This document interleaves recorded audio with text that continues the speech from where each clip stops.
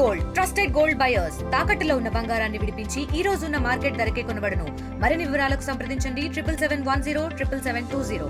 దివ్యాంగులు అనేటువంటి వ్యక్తుల్ని మనం అందరూ కూడా గౌరవించాలి. వీరికి ఏ రకమైనటువంటి ఇబ్బంది రాకుండా మనం సాధ్యమైనంత ఎక్కువగా వారికి సపోర్ట్ చేయాలనేటువంటి ఒక ఆలోచన కారణంగా, ఈ ఆలోచనకి ముఖ్య కారణం నిమ్మల రామానాయుడు గారు. నాకు దివ్యాంగుల మీద నాకు కూడా ప్రత్యేకమైనటువంటి శ్రద్ధ ఉన్నప్పటికీ కూడా ఈ రకమైనటువంటి కార్యక్రమం పెద్ద ఎత్తున నా అసెంబ్లీలో చేయాలనేటువంటి ఆయన ఒక కోరిక మీద నేను కూడా ఇది ఒక మంచి కార్యక్రమం, చాలా అభివృద్ధి కార్యక్రమాలు చేస్తుంటాం. రామానాయుడు గారు అయితే నిత్యం చేస్తుంటాం.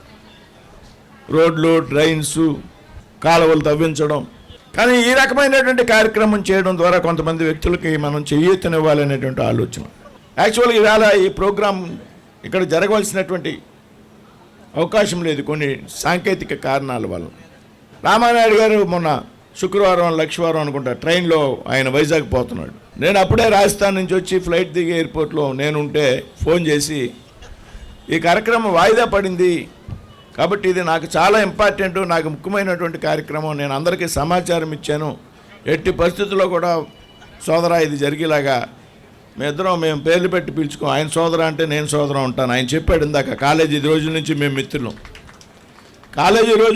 మిత్రులం, సమస్యల మీదకి అవగాహన ఉన్నటువంటి వ్యక్తులు, విద్యార్థుల సమస్యల మీద పోరాటాలు చేసినటువంటి వ్యక్తులు, దెబ్బలు తిన్నటువంటి వ్యక్తులు, జైలుకి వెళ్ళినటువంటి వ్యక్తులు. మేము ఆ రకమైనటువంటి సోదర భావంతో మేమంతా పనిచేస్తాం. ఆయన చేయాలి అలా ఆలోచనలో ఉన్నప్పుడు ఢిల్లీలో ఉన్నటువంటి అధికారులతో మాట్లాడి, ఏదైతే ఎల్ఎంకో ప్రతినిధులు ఉన్నారో వారితో మాట్లాడి, మిగతా 6 అసెంబ్లీలు తర్వాత చూద్దాం, ఎట్టి పరిస్థితుల్లో ఇది ఆదివారం నాడు 20వ తారీఖున పాలకొల్లులో జరిగి తీరాలని నేను అధికారులకు చెప్పాను. ఎందుకంటే రామానాయుడు గారికి ప్రత్యేకమైనటువంటి ఇంట్రెస్ట్ ఇది. ఆ తర్వాత మళ్ళీ ఆయన అందుబాటులో ఉండకపోవచ్చు, నేను అందుబాటులో ఉండకపోవచ్చు. ఎట్టి పరిస్థితుల్లో పాలకొల్లు జరపాలి అనేటువంటి నిర్ణయం తీసుకోవడం. నేను రావడం కొంత ఆలస్యమైంది, ఆయన 10 గంటలకు కొడుతున్నారు, ఎక్కడున్నారు. నేను వేరే ప్రోగ్రాం కూడా ఇచ్చాను, అక్కడ కొంచెం లేట్ అయింది. అది చాలా వరల్డ్ ఫేమస్ ఒక చిత్రకారుని తీసుకొచ్చారు, భీమవరంలో చిత్ర ప్రదర్శన పెట్టారు. నేను కదలడానికి లేదు, నా బొమ్మ ఎత్తనాడు ఆయన, నేను కదలడానికి లేదు. ఈయనేమో సంటేస్తాడు, నాకు ఫోన్ చేసి ఎక్కడ ఉన్నారు అంటాడు.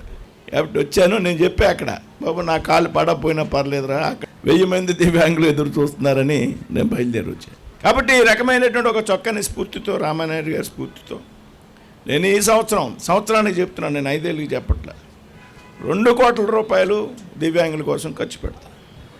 రామానాయుడు గారు నాకు అనేక విషయాల్లో స్ఫూర్తి.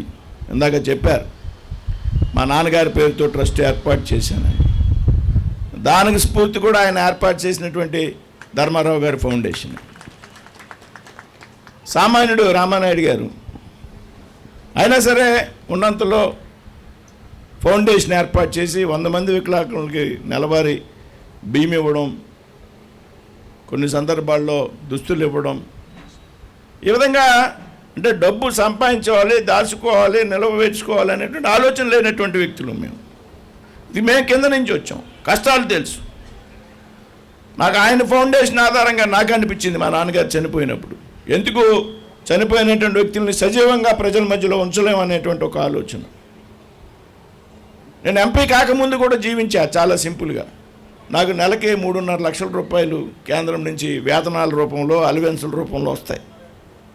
ఈ మనం ఎందుకు వాడుకోవాలనే ఉద్దేశంతో నాది నెలవారీ మొదటి నెల నుంచి 5 సంవత్సరాలు కూడా నెలవారీ నాకు వచ్చేటువంటి అలవెన్సులు అయితే ఉన్నాయో అవన్నీ కూడా మా నాన్నగారి పేరు ఏర్పరిచినటువంటి ట్రస్ట్ సాంపర్స్. నేను 1 రూపాయి కూడా నేను ముట్టుకోదలుచుకోలేదు. మొదటి నెల నుంచి వేరే సౌకర్యాలు కోరుకునేటువంటి వ్యక్తిని కాదు. ఇంకా నాకన్నా దారుణం ఈయన శ్మశానాల్లో కూడా పడుకుంటాడు. ఈ పెద్ద మనిషినే పడుకోలేదు, తిరుగుతూ ఉంటాడు పొద్దున్న నుంచి రాత్రి వరకు. అలాగా చెరువుల్లో ఇస్తాడు, శ్మశానాల్లో పడుకుంటాడు. ఈయన నిత్యం ప్రజలు నిద్ర పట్టదు, ఆ మనిషికి నిద్ర పట్టదు. కాబట్టి నాకు చాలా విషయాల్లో ఆయన ఆదర్శంగా తీసుకుని చిన్నప్పటి నుంచి మా అలవాటు కూడా అదే.